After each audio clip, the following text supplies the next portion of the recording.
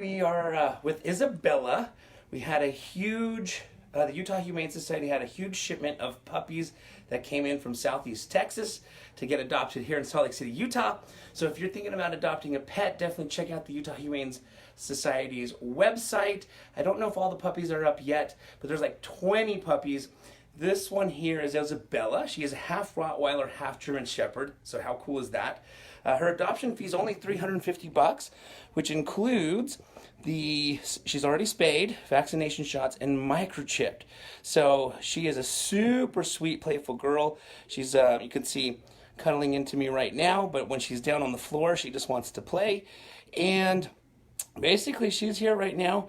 We're in the Fox13 studios in the green room, just getting ready to go live on TV to introduce her to the public so that we can find Isabella home before Christmas. So if you're thinking about adopting a family member, definitely check out the website at the Utah Humane Society's website and take a peek at Isabella. And if you're not doing anything in approximately 10-15 minutes at about 11:57, you can turn on Fox 13 and you'll see Isabella live. All right, guys, thanks a lot.